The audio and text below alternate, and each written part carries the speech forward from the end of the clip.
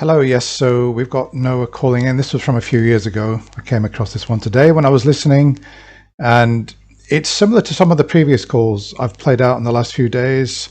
This Noah is a deist. He says that several years ago he was a Christian, then he was an atheist for a couple of years. He finally settled on being a deist. And oddly enough, he's phoned in wanting to discuss the Trinity in the Old, any evidence of the Trinity in the Old Testament, which they spent 10 minutes on that, and then eventually Jen has said, well, why would that be relevant to you if you've moved on from Christianity? And actually, good point. Why is it relevant? Maybe we'll talk about what you believe. Anyway, he said he believes in a deistic God. And then he started talking about consciousness being an essential quality of the universe. Of course, we've heard this, that the entire universe is basically conscious, and that our own consciousness wouldn't be possible unless this was the case. So we're going to pick it up and see where we go. Interaction with water. But what we're talking about is that slippery thing which does not exist until there's an interaction.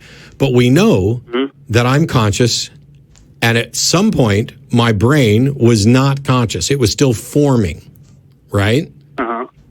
So my non-conscious developing brain as an embryo was not conscious, and then that led directly to something which is conscious.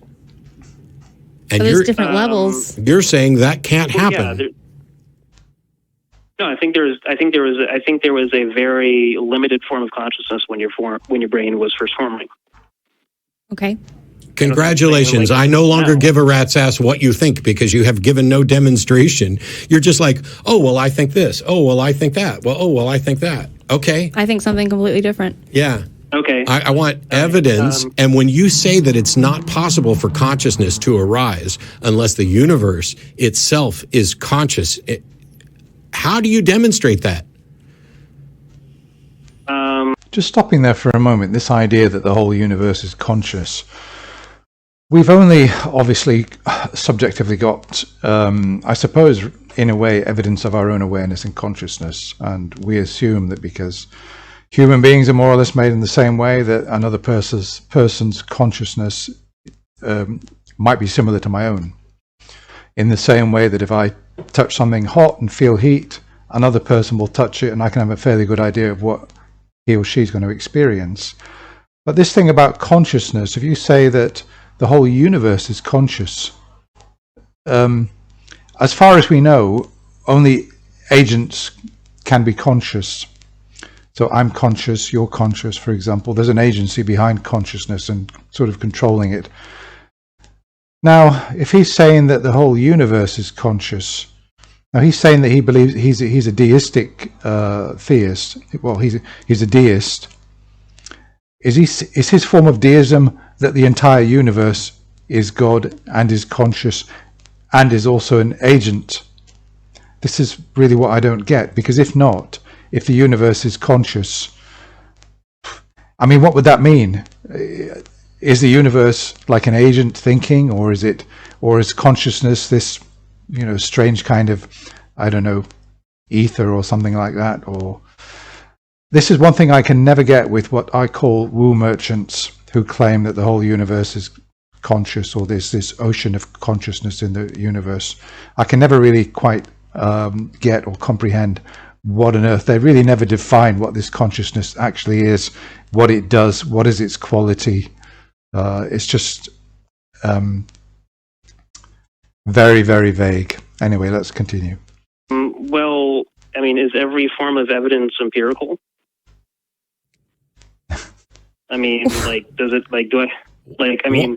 Why is this so difficult? You have made a claim that X is impossible, and when I ask you to demonstrate it, you can come nowhere near anything that would be remotely considered a demonstration. What he means is, will some pseudo-scientific woo do in lieu of real evidence, real empirical evidence? The best that you came up with right off the bat was, well, there's consciousness and non-consciousness, and those two things can't be together. Well, because I mean, because you can't conceptualize.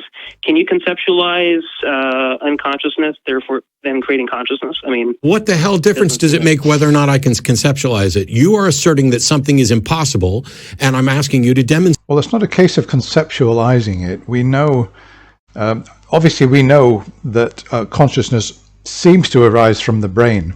That when there's no brain, there's no consciousness. We've got a human being, we've got a fetus, we've got a baby, and from analyzing brain states and everything in the way that a baby develops, we know that consciousness arises and emerges from the brain.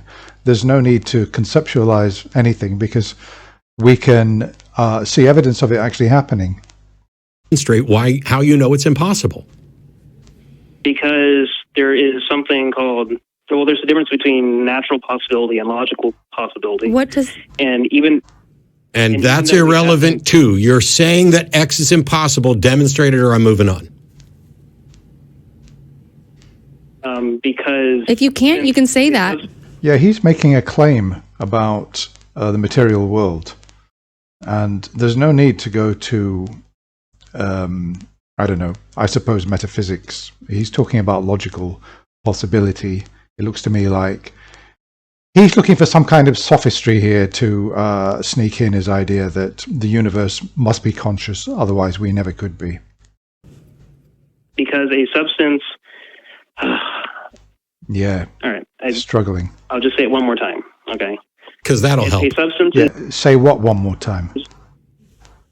Well, I mean, because there's no point in me saying it over and over again. Exactly. Can you demonstrate it or not?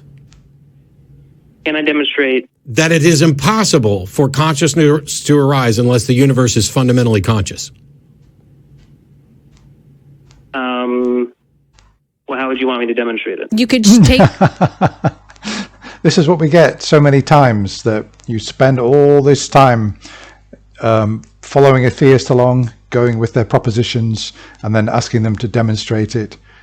And then in the end, they say, well, how would the evidence look? How would you want me to demonstrate it? They're asking you to demonstrate their claim.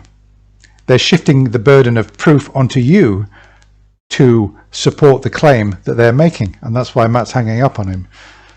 Take consciousness and show us somehow. You could... It's not my job to tell you how to demonstrate something. You can either demonstrate it or you can't. The point we're trying to get to is that you've asserted that something is fundamentally impossible, and you are using that as a cornerstone to bolster your other beliefs. And you cannot demonstrate the first thing.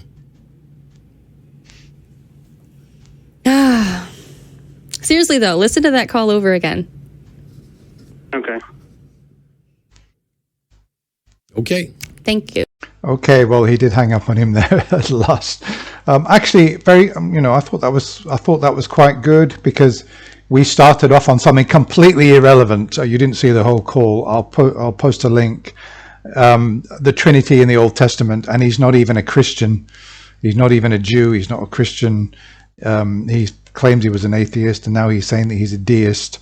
And it looks to me like he's a woo deist, believes the entire universe is conscious, and his reason for that is that if it wasn't conscious, then there's no way that consciousness could have arisen in us. As you can see, another epic fail by a theist, and forgive me for resorting to tribalism, but another terrible fail for this team deism or team theism. That's about it. I look forward to your comments on that call, and I'll be back again with another one very soon. Bye for now.